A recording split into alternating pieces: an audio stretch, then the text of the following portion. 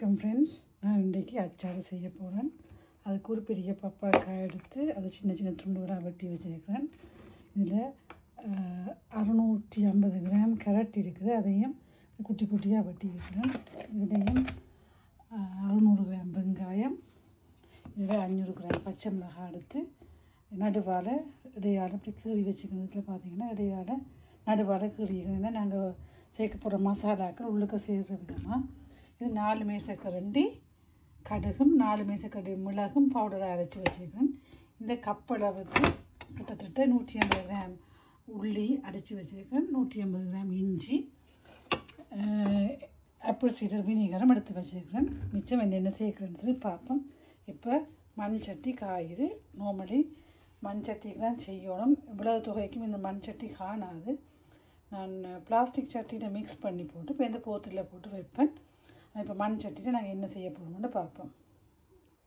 உள்ளி 150 கிராம், இஞ்சியும் அதே அளவு 150 கிராம், ரெண்டையும் நாங்கள் இப்போ பேஸ்டாக்கி எடுப்போம். இந்த மண் சட்டிக்கு நான் 1 கிளாஸ் அளவு வினிகரை சேர்த்துருக்கிறேன். சாதுவாக இந்த வினிகர் சூடு வரட்டும்.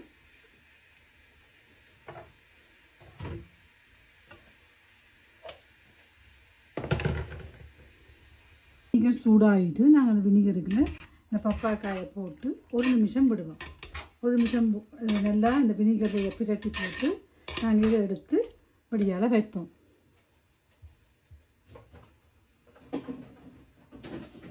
மிச்ச பப்பாக்காயும் துண்டு துண்டாக வெட்டினதை அரைவாசி தான் நம்ம போட்டோம். மற்ற அரைவாசியும் இப்போ இதுக்கு போட்டாச்சுது. அதையும் நாங்கள் இப்போ எடுத்து வடிய விடுவோம். நாங்கள் வெட்டி வச்சுட்டு கேரட் இதுக்குள்ள போடுவோம்.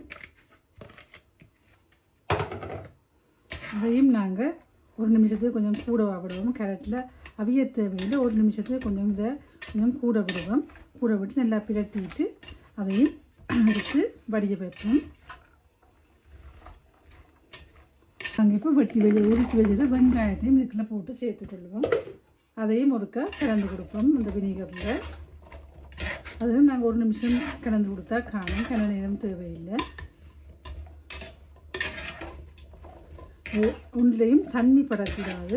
எல்லாம் நீங்கள் உரித்த வெங்காயமோ என்னென்றாலும் எல்லாம் கழுவிட்டு இந்த கொட்டுன்னு கிச்சன் டவலில் ஈரத்தன்மை அளவு போகும் வரைக்கும் நல்லா போட்டு எடுத்துட்டு அதுக்கு பிறகு நீங்கள் செய்ய தொடங்குவோம். ஈரத்தன்மை இருக்கக்கூடாது. இதையும் நாங்கள் பச்சை மிளகாயும் எல்லாம் நான் நடுவால் கீறி இருக்குது. அதையும் இந்த வினிகரில் போட்டு நாங்கள் எடுத்து வைப்போம்.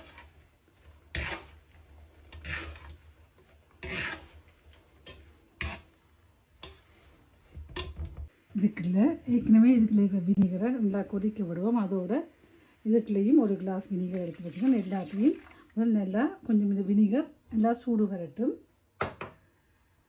அதோடு நாங்கள் ஏற்கனவே அரைச்சி வச்சுருக்கிற 150 கிராம் இஞ்சியை இதுக்குள்ளே சேர்த்துக்கொள்வோம்.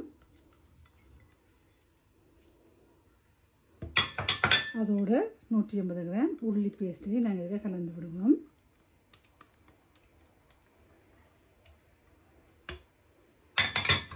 இது நல்லா கலந்து கொடுப்போம்.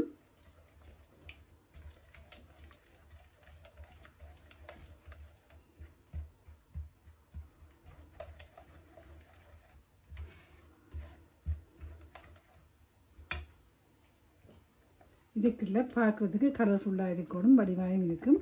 நான் 1 தேக்கரண்டி மஞ்சள் சேர்க்க நான் போட்டது 1/4 தேக்கரண்டியாக 2 தடவை போட்டேன். இதோட இந்த இவ்வளோ மரக்கறிக்கும் அளவான உப்பு சேர்ப்போம். நான் 1/4 தேக்கரண்டிப்படி 4 தேக்கரண்டி அதில் 1 மேசக்கரண்டி உப்பு போட்டிருக்கேன். பேருந்து நாங்கள் பார்த்து சேர்த்துக்கொள்வோம். இதை நல்லா கலந்து விடுவோம்.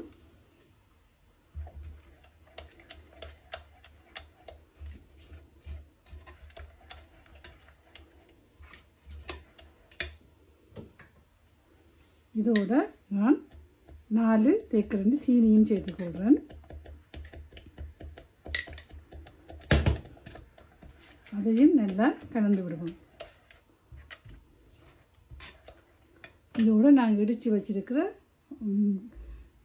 கடுகு, மிளகு, 1 துண்டு கருவேப்பிலை, அந்த அவ்வளோத்தையும் இந்த பவுடரையும் இப்போ நாங்கள் இதில் அளவுக்கு ஏற்ற மாதிரி நான் இப்போ 3 மேசக்கரண்டி போடுறேன். தேவையான பார்த்து சேர்த்துக்கொள்ளுவோம்.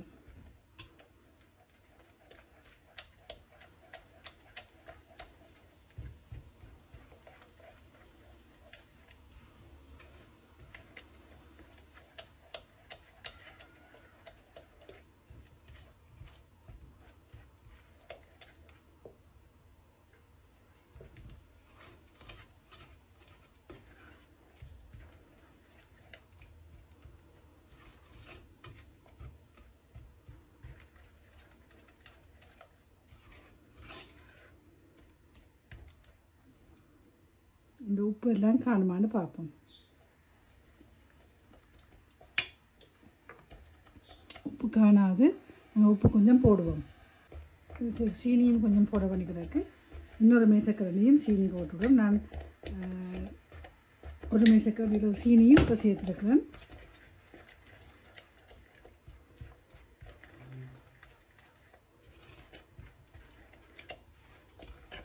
சீனி உருகும் வரைக்கும் விடுவோம். அதுக்கு பிறகு நாங்கள் இதுக்குள்ளே மரக்கறி எல்லாத்தையும் கலந்து விடுவோம்.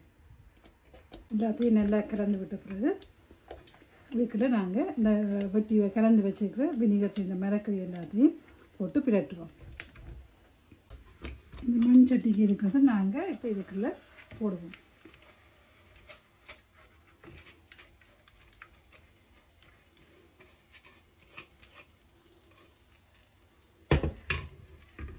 இதுக்குள்ள நாங்கள் இப்போ ஏற்கனவே வினிகரில் போட்டு எடுத்த மரக்கறி எல்லாத்தையும் கொட்டி கலந்து விடுவோம்.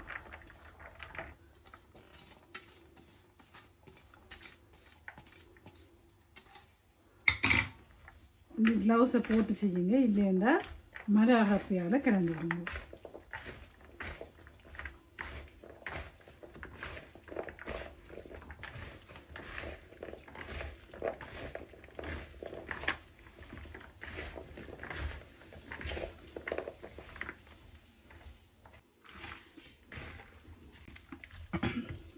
இப்போ எல்லாத்தையும் நல்லா கலந்து கொடுத்த பிறகு ஏற்கனவே கழுவி காய வச்சு துவைச்சி வச்சுருக்க பூத்துருக்குள்ளே போட்டு எடுத்து போட்டுட்டு ஒவ்வொரு நாளும் அதை கொஞ்சம் கொஞ்சமாக ஒருக்கா குலுக்கி விடணும். அப்போ எல்லாம் அதில் சேரும்.